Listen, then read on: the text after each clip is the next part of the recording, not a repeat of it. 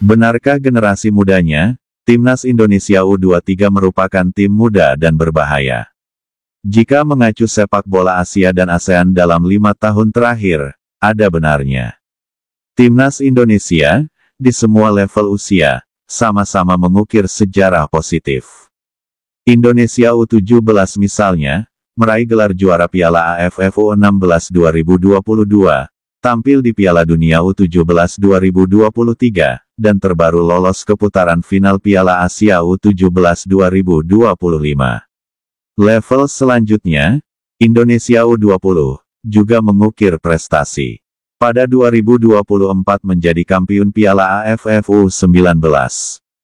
Indonesia U20 juga 2 edisi beruntun tampil di Piala Asia U20. Adapun Indonesia U23 meraih medali emas SEA Games 2023. Garuda Muda juga lolos ke babak semifinal Piala Asia U23 2024 dan ke babak playoff Olimpiade 2024. Rasa-rasanya, tak salah predikat muda dan berbahaya. Namun, masa lalu tetaplah waktu lampau. Kisah sukses U16 hingga U23 hingga 2024, hanya sekadar fakta sejarah. Karenanya, predikat Indonesia sebagai raja baru sepak bola ASEAN akan diuji dalam Piala AFF U23 2024. Ajang ini akan berlangsung di Jakarta dan Bekasi pada 15–29 Juli tahun 2025. Dalam asuhan pelatih asal Belanda, Gerald van den Berg, generasi masa depan merah putih ini akan diuji. Ini bukan soal Piala AFF cuma, trofi ciki, tetapi ini gambaran generasi. Dari generasi emas SEA Games 2023 misalnya tersisa satu nama, Muhammad Ferrari.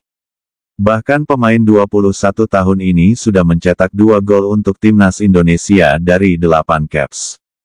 Lantas dari skuad Piala Asia U23 2024 ada 5 nama yang masih bertahan.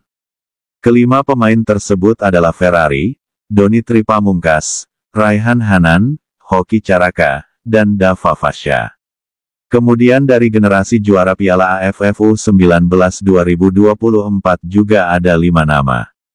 Mereka itu Kadek Arel Priyatna, Alvarezi Buffon, Jens Raven, Doni Tri, dan Tony Firmansyah. Dengan skuad yang kaya pengalaman begini, tak berlebihan jika Indonesia U23 ditarget meraih gelar juara Piala AFF U23 2024. Apalagi ajang ini digelar di Indonesia. Melihat daftar panggilan pemain Timnas Indonesia U23 untuk persiapan Piala AFF U23 2025, Indrianto Nugroho sama sekali tak ragu. Menurut mantan striker Timnas Indonesia yang pernah berlatih di Italia ini, komposisinya komplet dari depan hingga belakang. Karena itu Indrianto percaya prestasi yang bisa diraih. Namun, memburu gelar saja sering dicap ambisi palsu. Yang utama, di kategori usia, adalah membangun mentalitas juara. Mental inilah yang membuat Garuda Muda berbahaya.